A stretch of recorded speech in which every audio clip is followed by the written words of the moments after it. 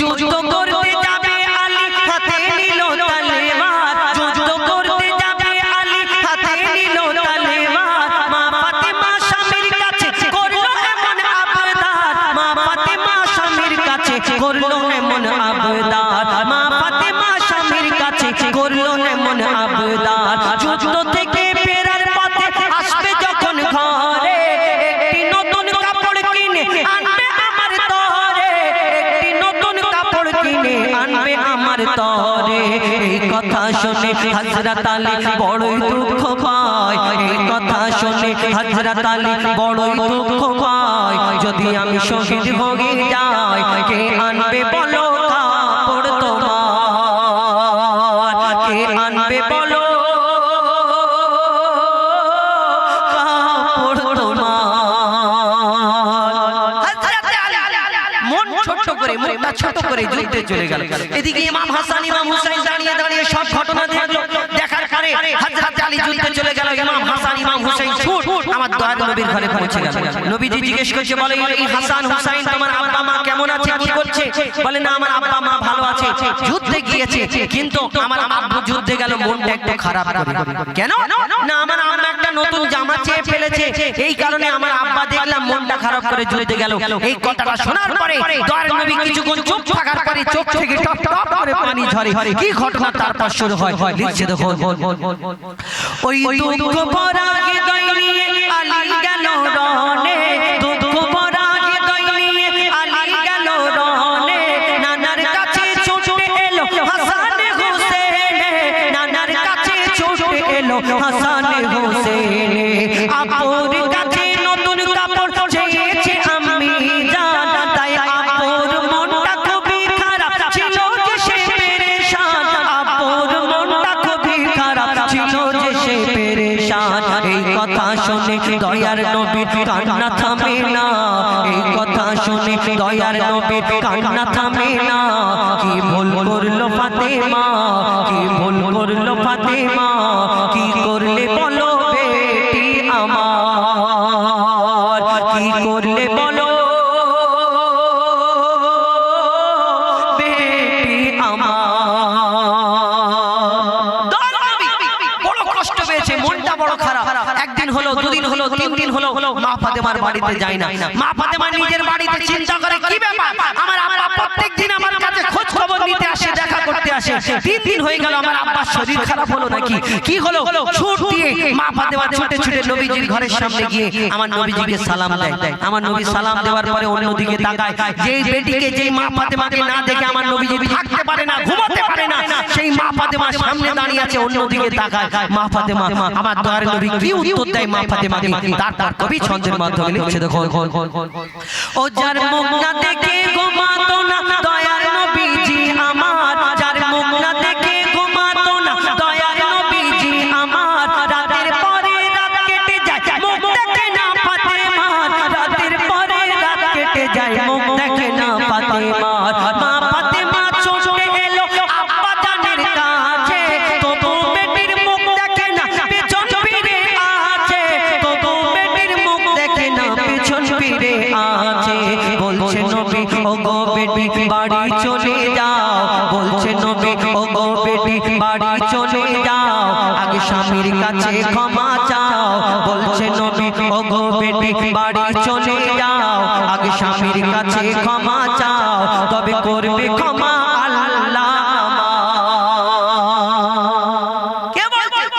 নবীজি বলছে আগে স্বামীর কাছে ক্ষমা চাও এখন কিছু প্রধানমন্ত্রীর মার্কা মা আছে দেখবে একটু যদি কিছু হয়ে যায় বড় লোক বা অনেক রকম ব্যাপার থাকে মেয়ের বিয়ে হলে শ্বশুর বাড়ি যাওয়ার পরে প্রথমে অ্যাডজাস্ট হতে টাইম লাগে মেয়ে ফোন করে বলে মা গো তুমি আমাকে কোথায় বিয়ে দিয়েছো এর থেকে ভালো আমার গলায় কলসি ঢুকিয়ে ওই পুকুরে ডুবিয়ে মেরে ফেলে দিতে তাও আমি আরামে থাকতাম মরে গেলে আরামে থাকবে ভিতরে যাও না খালি আওয়াজ হবে গুড়গুড় করে সে আওয়াজ কেউ শুনতে পাবে না তুমি চালা আর আওয়াজ যখন বাড়বে তখন বাঁচাবার কেউ থাকবে না মরে গেলে আরামে থাকবে ভাবছো? এই দুনিয়ায় সেই মা ফোনেতে যখন শোনে তখন বলে কেন কচি কি হয়েছে, কেন মনি? তুই একটা কাজ কর, শোন তোর মেজো চাচা উই মানে বুঝে ক্ষমতা থাকে না, আবার তোর ছোট ভাইয়ের এত টাকা, আমরা এত বড় লোক, আর তোকে কেউ কিছু বলবে তুই শুনে নিবি, তোকে চারটা বললে তুই আটটা বলে নিবি, তোকে দুগা যদি মারে তুই চার গা মেরে চলে আসবি, তারপর দেখে নেবে হাত নেড়ে নেড়ে বলে দেখে লো। আরে দেখে নিবে বুড়ি হয়ে গেছে তো দুদিন পর কবরে যাবে, মেয়ে যে যদি ঘরে চলে আসে কোলে করে নিয়ে কবরে চলে যাবে, তুমি বলো দেখে লো। আমার দয়ার নবী বলছে আগে স্বামীর কাছে ক্ষমা চেয়ে নাও, আর আমরা কি বলি দেখে লো কোথায় কি আছে ওদের, বলে কি পচা কুমড়োর ভাত খাইয়ে ছাড়বে, এই কথা বলে। আগে মেয়ের ঘরে অ্যাডজাস্ট করা দরকার, তারপরে অসুবিধা হলে সে পরের ব্যাপারে পরে দেখা যাবে। আমার নবীজি কি শিক্ষা দিয়ে যায়, শেষ কথাই লিখছে দেখো, ওই যুদ্ধ হতে হযরত আলী এলো যখন ঘরে, নবীজি বলল ক্ষমা চেয়ে নাও। মা ফাতেমা গিয়ে দরজা বন্ধ করে শুরু কাঁদে ডুকরে ডুকরে কখন হযরতে আলী আসবে। তারপর হযরতে আলী আসার পরে কি হয় লিখছে দেখো, ওই যুদ্ধ হতে হযরত আলী এলো যখন ঘরে, চাইছে ক্ষমা মা ফাতেমা পা দুটোকে ধরে, চাইছে ক্ষমা মা ফাতেমা পা দুটোকে ধরে, ক্ষমা করে দাও আমারে আর করব না এমন ভুল, তোমার মনে ব্যথা দিলে ব্যথা পাই গো খোদার রাসূল, তোমার মনে ব্যথা দিলে ব্যথা পাই গো খোদার রাসূল। আলী ফাতেমা হাসান হোসেন নবীর কাছে যায়, আলী ফাতেমা হাসান হোসেন নবীর কাছে যায়, মনে নবী মোর দেখে শান্তি পায়, এমন ভুল কখনো করো না গো আর, এমন ভুল কখনো করো না গো আর। সব শেষে কবির মনের ফরিয়াদ, এই দুনিয়াতে মা ফাতেমাকে সেদিন উম্মতের শিক্ষার জন্য কি বলে গেছিলেন, আমার মা বোনের একটু মন দিয়ে শুনবেন, লিখছে দেখো, ও তখন বলছে নবী আল আরাবী শোনো বেটি ফাতেমা, বলছে নবী আল আরাবী শোনো বেটি ফাতেমা, আলী যদি আজ তোমাকে না করি তো ক্ষমা, আলী যদি আজ তোমাকে না করি তো ক্ষমা, আমি তোমার আব্বা তোমাকে ক্ষমা করতাম না, স্বামীকে যে দুঃখ দেবে আমি নবী তাকে চিনব না, স্বামীকে যে দুঃখ দেবে নবী তাকে চিনবে না। কেমন শিক্ষা দিয়ে গেল নবী তো জাহান, কেমন শিক্ষা দিয়ে গেল নবী তো জাহান, বলে মঈদুল ইসলাম ভুলছিল না মা ফাতেমা, ভুলছিল না মা ফাতেমা, স্বামীর মনে মা বোনেরা ব্যথা দিও না, আমার নবীর ঘোষণা ঘটনা শোনো মা ফাতেমা, ঘটনা শোনো মা ফাতেমা। হ্যালো কেন ঘটনা বলো, হ্যালো কেন তো ব্যাপার হলো এই গজলটা বললাম, আপনারা আমার মা বোনেরা অনেকজন অনেক রাত করেন, অনেক সময় কষ্ট মানে বোঝায় পায় শুধুই বলে, আমি আপনাদের ফায়দার জন্য বললাম। আর আগেকার নারী, এখন আমরা এই ফোন দেখছেন, ফোন দেখে দেখে সব পরিবর্তন হয়ে যাচ্ছে, যুগ ডিজিটাল হয়ে গেছে, আমরা বলি ওরা যদি ওই রকম চলে আমরা সমান সমান অধিকার চাই। আমাদের শরিয়াত বলে একটা জিনিস আছে, আল্লাহ রাসূল যেটা বলেছে, আমাদের জীবনে সিরিয়ালের নায়িকাদের ফলো করলে হবে না, আমাদের কি করতে হবে, মা ফাতেমা মা খাদিজার জীবনীকে ফলো করতে হবে, এই দুনিয়া ভালো হবে ওই দুনিয়া ভালো হবে। আর আগেকার নারীরা তো দাদিদের যুগ পর্যন্ত ঠিক ছিল যে স্বামী যদি বাজার থেকে ফেরে এসে সামনে দাঁড়িয়ে থাকবে, কি লাগবে গো, পানি লাগবে, গামছা লাগবে, লুঙ্গি লাগবে। আর এখন বিদেশ থেকে স্বামী যদি 3 বছর পর কাছ থেকে ফিরে বলে হ্যালো মনির মা কচির মা আমার লুঙ্গিটা কোথায়, ধরো দেখা যাচ্ছে লুঙ্গি ওখানে রাখা রয়েছে, সেখানে আমার ওই একটু কাজের চাপ যদি থাকে কচির মায়ের, তখন একটু কেমন করে মানে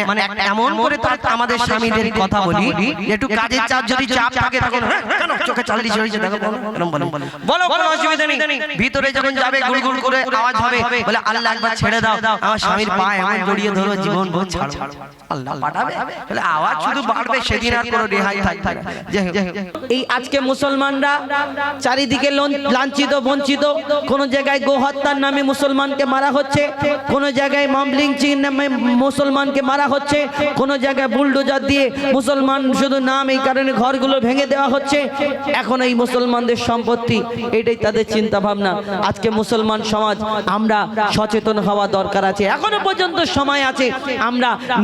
নিজেদের মধ্যে ভাগাভাগি করে পেরেশান। আমরা জানি ৭৩টা দল আর ৭২টা বাতিল আর একটা হক। আমি হুজাইফা, আমি যেই দলটা করি, আমি মনে করি আমার দলটা, আমার ফেরকা, আমার টিমটাই ঠিক, বাদ বাকি সব ভুল, সব বাতিল। কিছু কিছু মানুষ আছে দূর থেকে মজা নেওয়ার মানুষ আছে, যে ও মার খাচ্ছে তো ও খাক না, আমার দলটা ঠিক, ও বাতিল ফেরকা বলে মার খাচ্ছে। আর এটা জেনে রাখতে হবে আমাদের আল্লাহ এক, আমাদের নবী এক, আমাদের কোরআন এক। তাহলে তুমি এই দুনিয়াতে ভাগাভাগি, উপর থেকে তো কেউ ভাগাভাগি করে আসেনি, দুনিয়াতে এসে তো নিজেরা ভাগাভাগি করে পেরেশান আছে। আচ্ছা তোমার দল তোমার কাছে ঠিক, তোমার কাছে মুবারক, আমার দল আমার কাছে ঠিক, সব ঠিক আছে। কিন্তু এই দুনিয়াতে আজকে আমাদের মুসলমান, আরেকটা মুসলমান, সেও তো কলমা পড়নেওয়ালা, কলমাটা তো অন্যরকম কলমা পড়িনি। আমি যা কলমা পড়েছি আপনিও তাই কলমা পড়েছেন, সেই আমার মুসলমান ভাই সেও সেই একই কলমা পড়েছেন। তো সেই একই কলমা পড়নেওয়ালা কলমার ভাইকে যখন কেউ মারে, আঘাত করে, সেই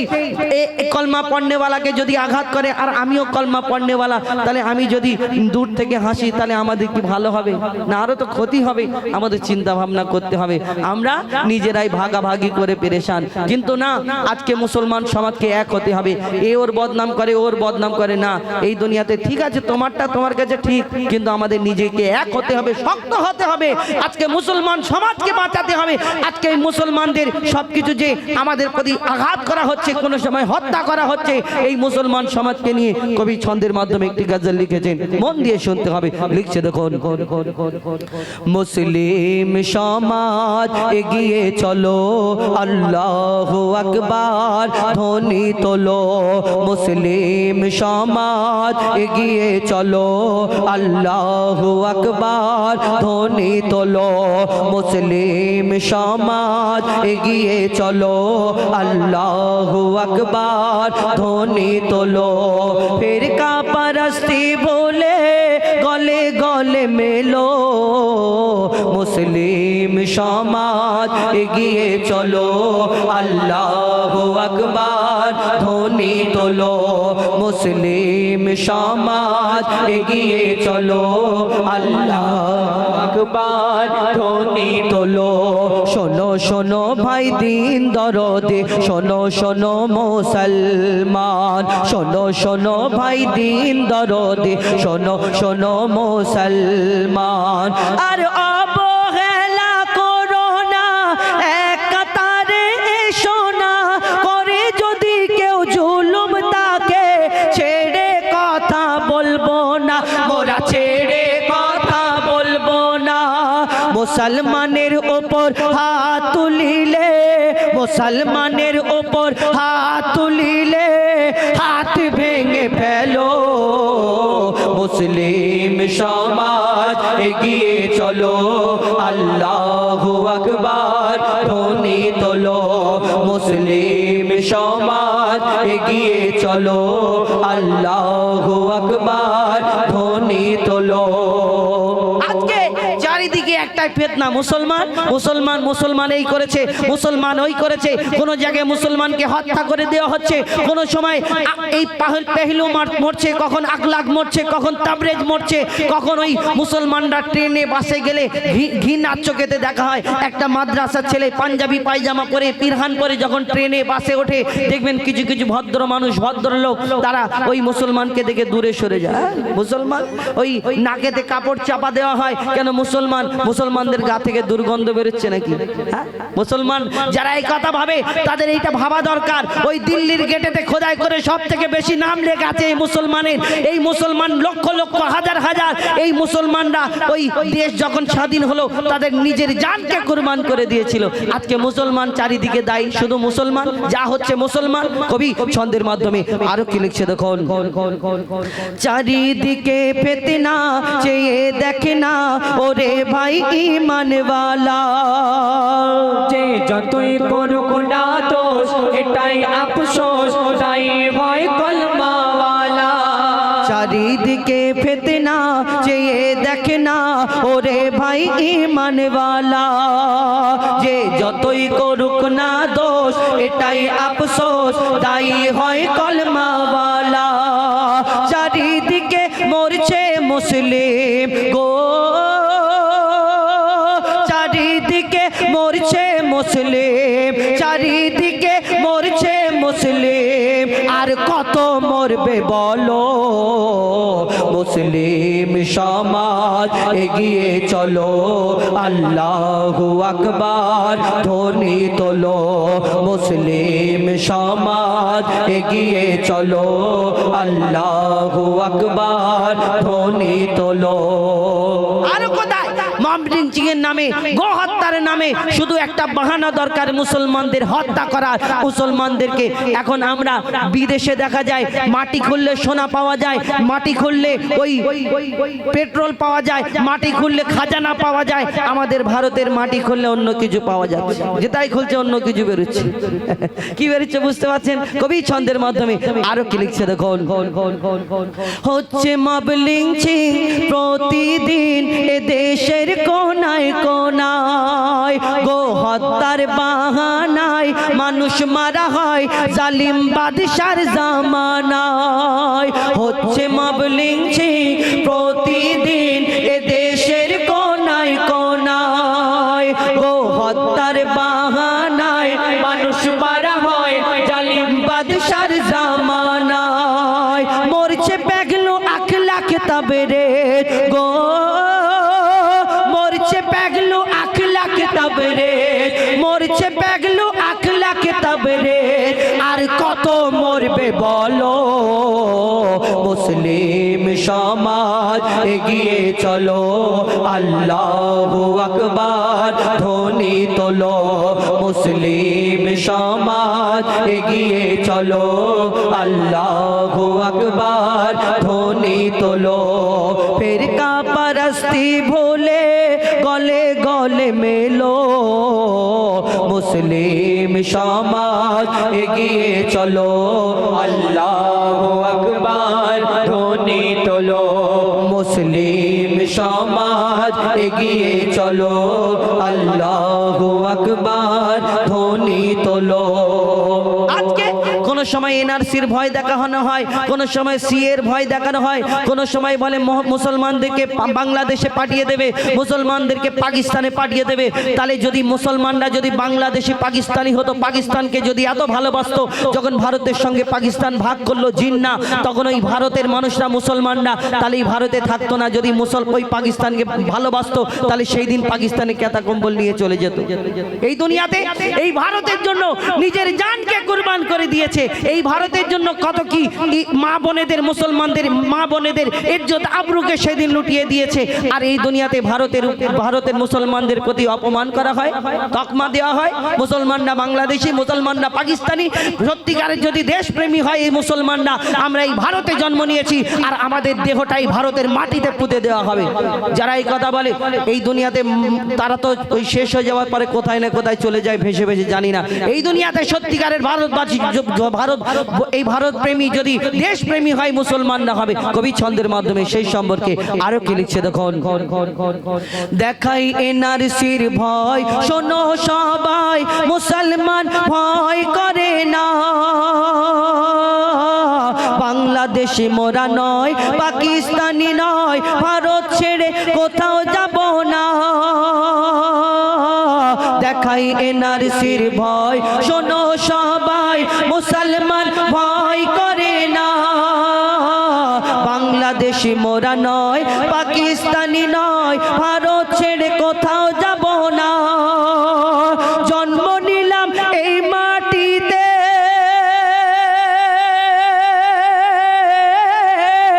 মরব এই মাটিতে। জন্ম নিলাম এই ভারতে, মরব এই ভারতে। মই দোল মাথায় কাপন বেঁধে নাও, ও জাইফা মাথায় কাপন বেঁধে নাও। দিন বাঁচাতে চলো, মুসলিম সমাজ এগিয়ে চলো, আল্লাহু আকবার ধ্বনি তোলো। ফিরকা পরস্তি ভুলে গলে গলে মেলো মুসলিম সমাজ এগিয়ে চলো আল্লাহু আকবার ধ্বনি তোলো শোনো শোনো ভাই দিন দরদি শোনো শোনো মুসলমান শোনো শোনো ভাই দিন দরদি শোনো শোনো মুসলমান আর অবহেলা করো না এক কাতারে এসো না করে যদি কেউ জুলুম তাকে ছেড়ে কথা বলবো না মোরা ছেড়ে কথা বলবো না মুসলমানের ওপর হাত তুলিলে মুসলমানের ওপর হাত তুলিলে হাত ভেঙে ফেলো মুসলিম সমাজ এগিয়ে চলো আল্লাহু আকবার ধ্বনি তোলো মুসলিম সমাজ এগিয়ে চলো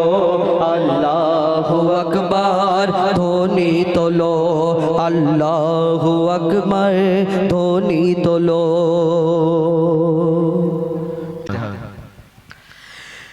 মুস্তাফা মুস্তাফা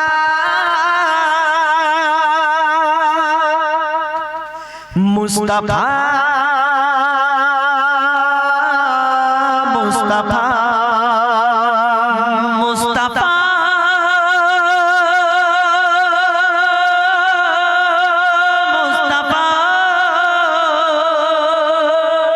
মুস্তাফা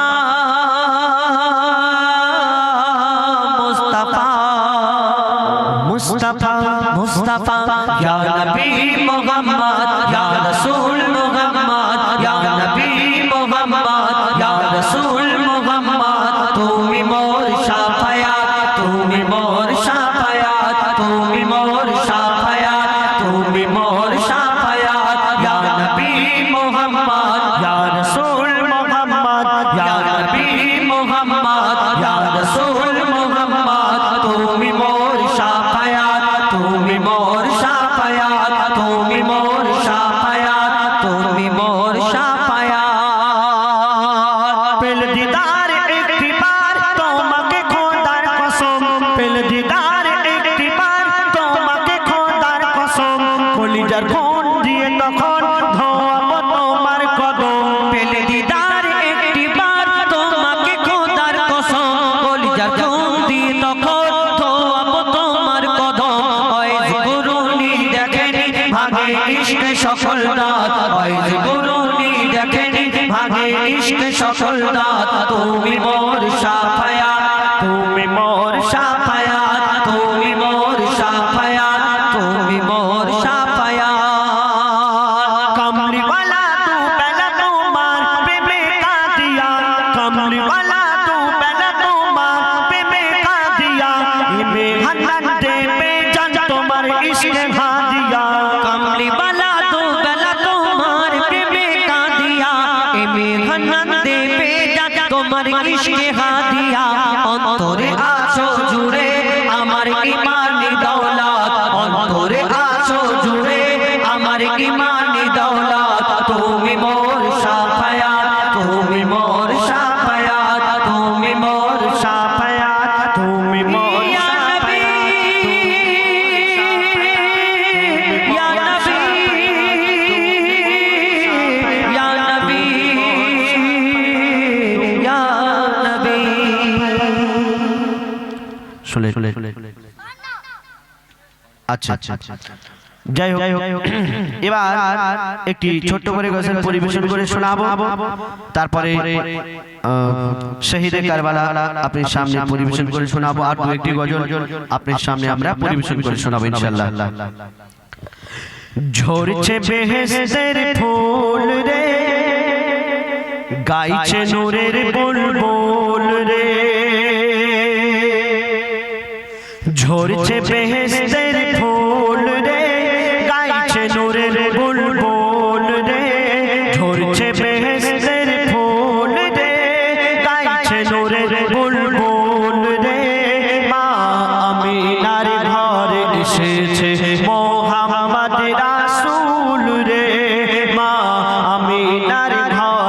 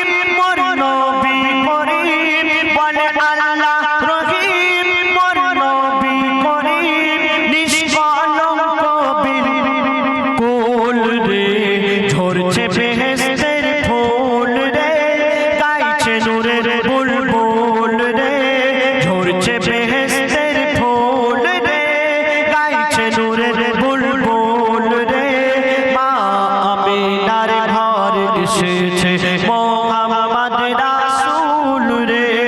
মা আমিনার ঘর এসেছে মোহাম্মদ রাসূল রে ঝরছে বেহেশতের ফুল রে আল্লাহ পাক এই দুনিয়াতে 2,24,000 কম বেশি 1,24,000 পয়গম্বরকে পাঠিয়েছেন কিন্তু সবচেয়ে সুন্দর করে সবচেয়ে জ্ঞানী করে সবচেয়ে ত্যাগী করে কোন নবীকে পাঠিয়েছিলেন বলছে শুনুন মোর নবীর রীতি নীতি মোর নবীর রীতি নীতি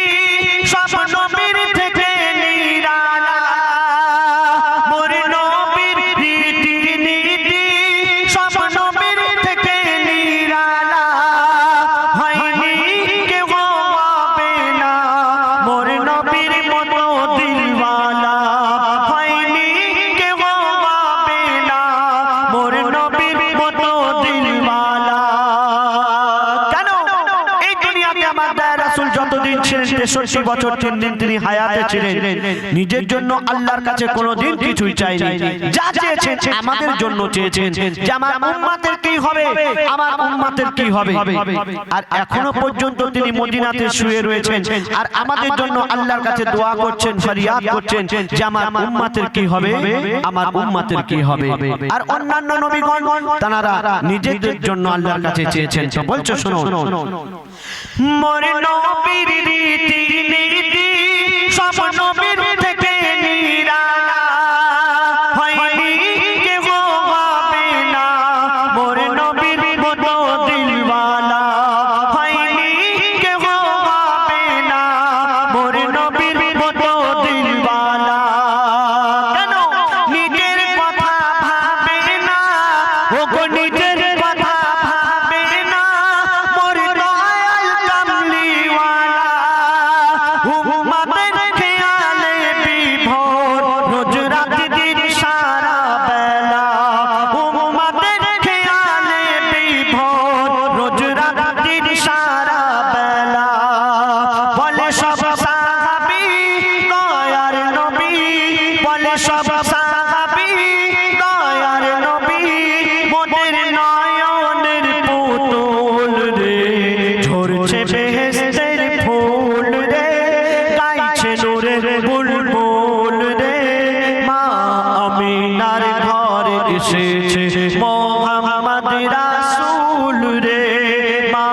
আমিনার ঘর এসেছে মোহাম্মদ রাসূল রে ঝরছে বেহেশতের ফুল রে একদিন মক্কার বেদীরা আমার নবীজির কাছে এসে বলছে যে মুহাম্মদ তুমি যে বলছো আসমান জমিন পাহাড় পর্বত সাগর নদী গাছপালা পশু পাখি সবকিছু আল্লাহ পাক সৃষ্টি করেছেন তো আল্লাহ পাক কেমন করে সৃষ্টি করলো একটু আমাদের বোঝাও আর আমাদের যদি বোঝাতে পারো তাহলে আমরা সকলে তোমার হাতে কলেমা পড়ে আমরা ঈমান আনবো এই কথা শোনার পর আমাদের রাসূল কি উত্তর দিলেন একদিন প্রশ্ন করে বেদীরা একদিন প্রশ্ন করে বেদীরা ও গো নবী আমাদের বলো একদিন প্রশ্ন করে বেদীরা ও গো নবী আমাদের বলো আসমান জমিন পাহাড় খোদা কেমন করে বানালো আসমান জমিন পাহাড় খোদা কেমন করে বানালো খোদা দেখতে বলো ওই কেমন তোমার আল্লাহ কেমন দেখতে ফর্সা না কালো লম্বা না খাটো কেমন দেখতে এই কথা শোনার পর আমার দয়ার রাসূল কি উত্তর দিলেন খোদা দেখতে বলো ওই কেমন খোদা দেখতে বলো ওই কেমন ফর্সা না কি কালো ওই বেদীদের কথা শুনে নবী মিষ্টি হেসে বলিল ওই বেদীদের কথা শুনে নবী মিষ্টি হেসে বলিল কি বলিল খোদা নূরের কিরণ সে নয় কারো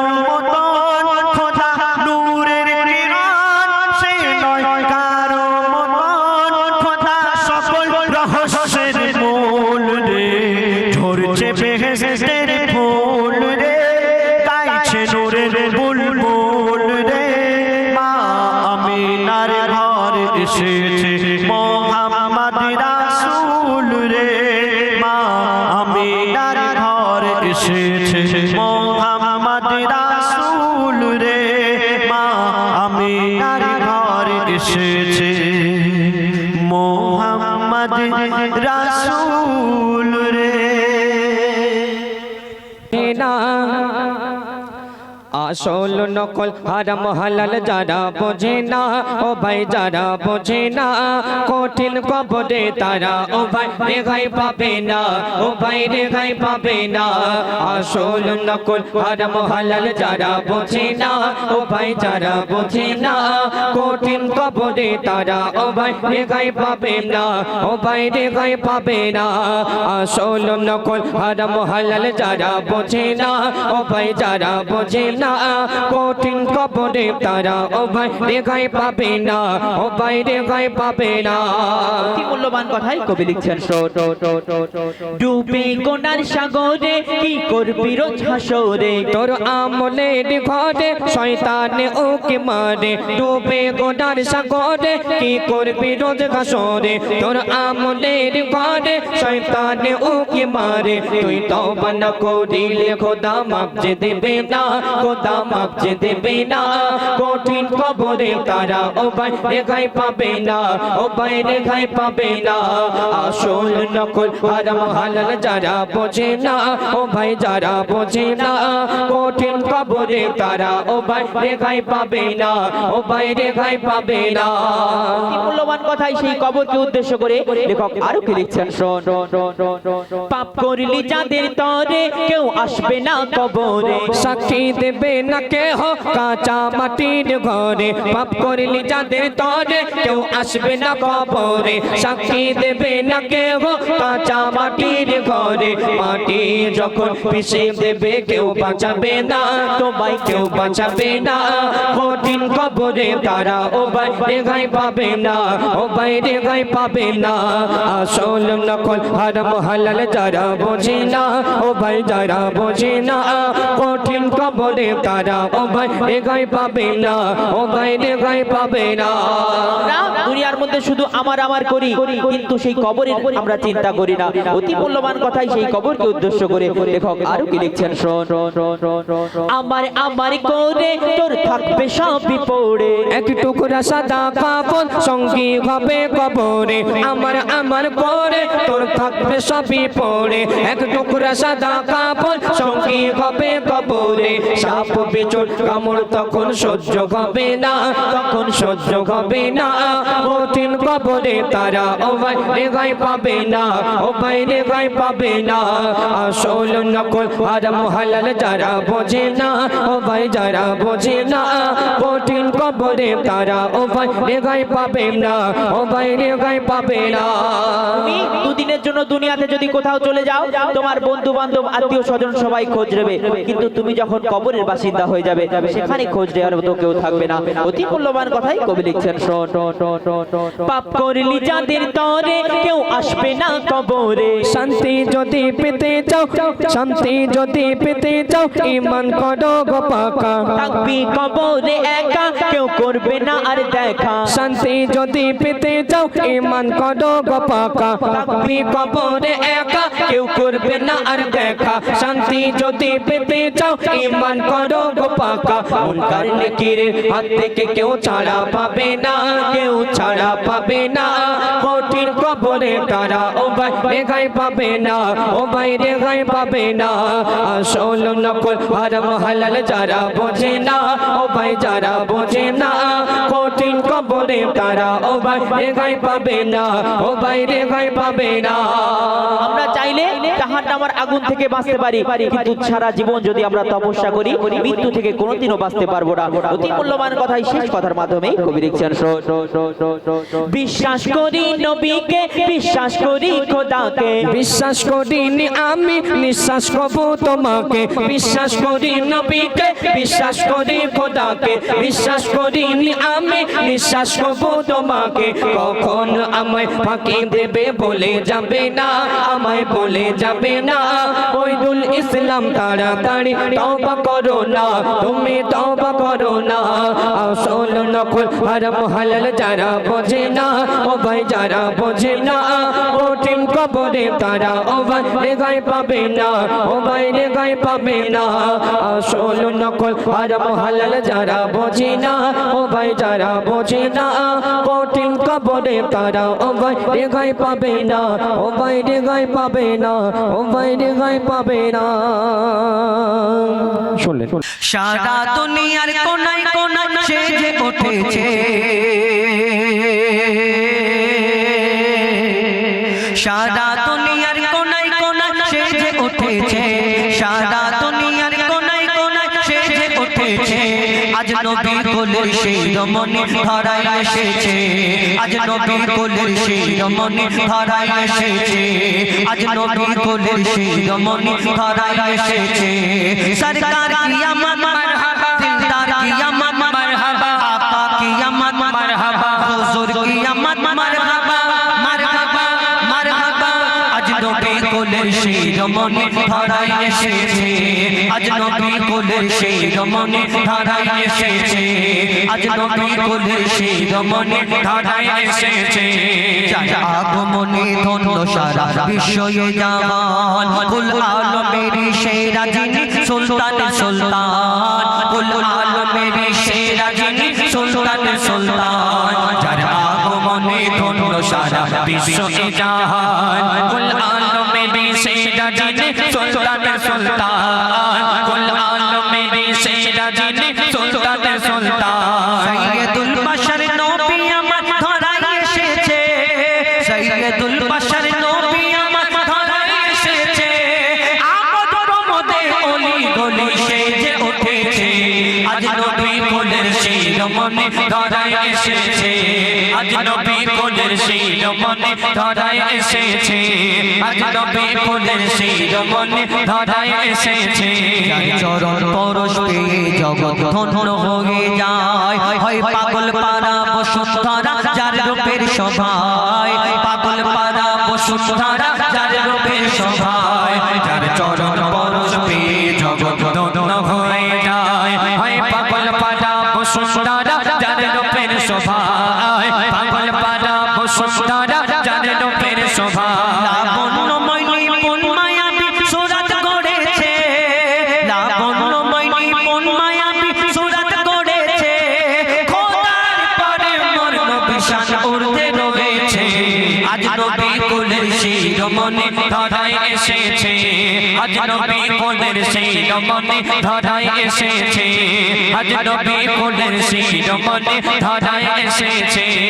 নবীরা আমার নবীর উম্মত হতে চায় সব নবীরা আমার নবীর উম্মত হতে চায় মোর নবীজির শানে মানে সবাই ডুবে যায় মোর নবীজির শানে মানে সবাই ডুবে যায় সব নবীরা আমার নবীর উম্মত হতে চায় মোর নবীজির শানে মানে সবাই ডুবে যায় মোর নবীজির শানে মানে সবাই ডুবে যায় যেই নবীর প্রেমে স্বয়ং খোদা দরুদ পড়েছে যেই নবীর প্রেমে স্বয়ং খোদা দরুদ পড়েছে সেই নবীর উম্মত হয়ে মুজিবুল ধন্য হয়েছে আজ নবী কোলের সেই রমণী ধরায় এসেছে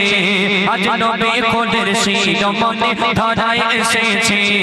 আজ নবী কোলের সেই রমণী ধরায় এসেছে আজ নবী কোলের সেই রমণী ধরায় এসেছে